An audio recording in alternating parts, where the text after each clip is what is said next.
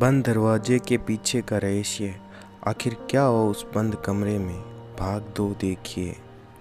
अमर के गिरते ही उसके पिता प्रताप सिंह भी वहां पहुंच जाते हैं और अपने बेटे अमर को बेहोश पड़ा देखकर जोर से चीख कर रोने लगते हैं।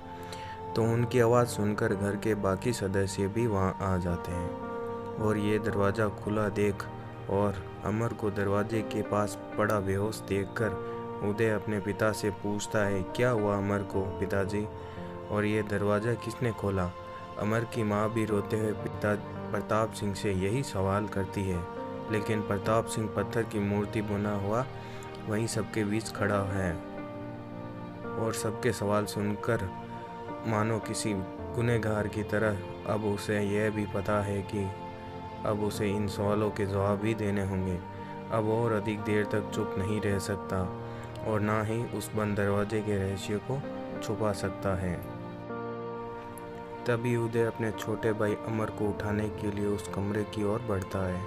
तभी प्रताप सिंह चिल्लाकर कहते हैं, रुको उदय। अपने पिता की आवाज़ सुनकर उदय वहीं रुक जाता है और आगे नहीं बढ़ता, लेकिन अपने पिता की तरफ संवालिया निगाहों से देखने लगता है और एक बार फिर वहां खड़े लोग प्रताप सिंह से यही सवाल करते हैं कि आखिर क्या हुआ था यहाँ पर, अमर बेहोश क्यों है। तभी अचानक प्रताप सिंह रोने लगते हैं और रोते रोते उन सबको बताते हैं कि अमर बेहोश नहीं है, वह मर चुका है। यह सुनकर वहाँ पर खड़े लोग आश्चर्यचकित रह जाते हैं कि आखिर क्या हुआ था वहाँ। यह सुनकर अमर की माँ अचेत होने लगती है और उनकी बहू उन्हें गिरने से पकड़ लेती है। तभी उदय अपने पिता से दोबारा पूछता है कि क्या हुआ अमर को और ये दरवाज़ा कैसे खुला, ये तो सालों से बंद था ना। तभी प्रताप सिंह बोलना शुरू करते हैं, बताता हूँ, सब कुछ बताता हूँ। यह बात यहीं कुछ 35 साल पुरानी है, तब मेरा विवाह भी नहीं हुआ था। मैं एक गांव में एक लड़की सुषमा से प्रेम करता था और हम दोनों छुपकर मंदिर में शादी कर ली थी, लेकिन अपने पिताजी के डर की वजह से मैंने यह बात उन्हें नहीं बताई थी।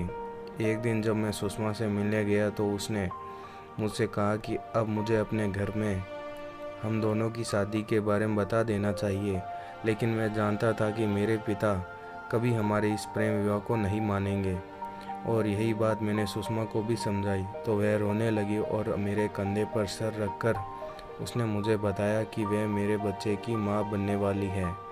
यह सुनकर सुषमा गर्भवती है। मैं बहुत खुश हुआ और मैंने उससे वादा किया कि मैं कैसे भी करके अपने माता पिता को मना लूँगा। उसके बाद अपने घर आकर मैंने यह बात अपने माता पिता को बता दी। यह सुनकर मेरी माँ तो कुछ ना बोली, क्योंकि मेरे पिता के सामने उनकी भी एक ना चलती। मेरे पिता ने हम दोनों के विवाह को मंजूरी दे दी और सुषमा को विदा कराकर घर लाने को कहा। अपने पिताजी की यह बात सुनकर पहले तो मुझे बहुत ही ज़्यादा आश्चर्य हुआ, लेकिन बाद में मैंने सोचा क्योंकि मैं इनकी इकलौती संतान हूँ तो हो सकता है इसलिए यह मान गए और मैं खुशी खुशी सुषमा को विदा कराने उसके घर गया। उसके घर पहुंचकर जब मैंने उसको यह बात बताई तो वह भी मेरी तरह बहुत ज़्यादा खुश हुई और मैंने उसे विदा कराकर अपने घर ले आया।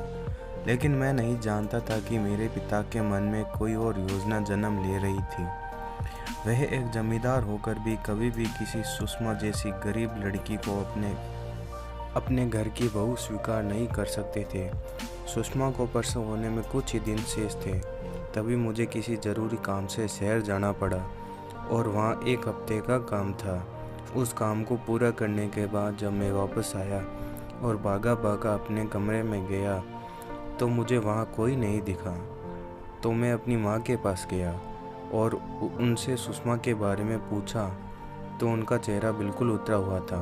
माँ ने मुझे बताया कि डिलीवरी के समय सुषमा और उसके बच्चे दोनों की मृत्यु हो गई। यह सुनकर मुझे बहुत ज़्यादा सदमा लगा, लेकिन कुछ ही दिनों के बाद नौकरों की खुसर फुसर और बातों से मुझे पता चल गया कि सुषमा और उसके बच्चे दोनों को जहर देकर मेरे पिता ने मरवा दिया।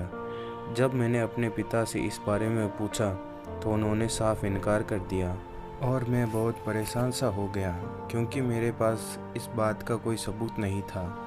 आखिरकार वो मेरे पिता थे, चाहे उन्होंने मेरा कितना भी गलत किया हो।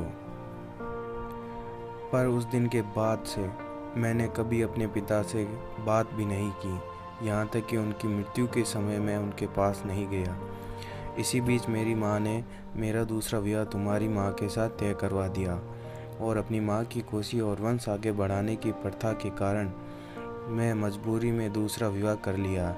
लेकिन विवाह के एक सप्ताह बाद जब तुम्हारी माँ अपने मायके गई हुई थी, तब मैंने सुषमा के कमरे के अंदर से कुछ आवाज़ आते सुनी और मैं कमरे में चला गया और मैंने देखा वहाँ कोने में सुषमा की आत्मा बैठी सुबक सुबक कर रो रही थी।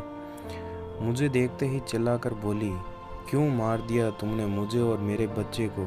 क्या कसूर था हमारा?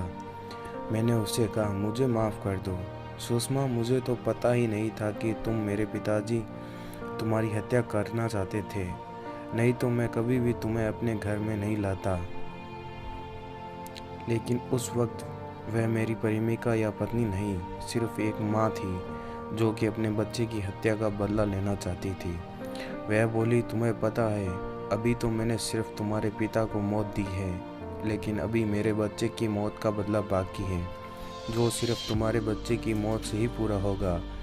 उसने मेरी कोई बात नहीं सुनी और बहुत ही भयानक आवाज़ में मुझसे बोली कि तुम्हारी जो भी संतान मेरे इस कमरे में पहला कदम रखेगी, उसी वक्त उसकी मृत्यु हो जाएगी और तभी मेरी आत्मा को मुक्ति मिलेगी।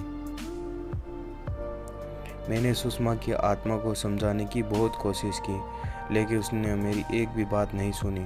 मैं सुषमा की ये बात सुनकर बहुत ही ज़्यादा डर गया, इसलिए मैंने उसी समय उस कमरा से बाहर आकर उस कमरे को बंद कर दिया और उसी वक्त यहाँ ताला लगवाकर चाबी अपने पास छुपा ली और तुम सब में से किसी को भी इस रहस्य का पता नहीं चलने दिया। लेकिन पता नहीं कैसे आज अमर को यह चाबी मिल गई और उसने बिना किसी को भी बताए इस कमरे का दरवाज़ा खोलकर उसके अंदर कदम रख दिया।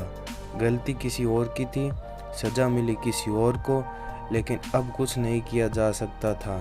अमर मर चुका था और सुषमा की आत्मा को भी मुक्ति मिल चुकी थी। यह कहानी आपको कैसी लगी हमें ज़रूर बताएं।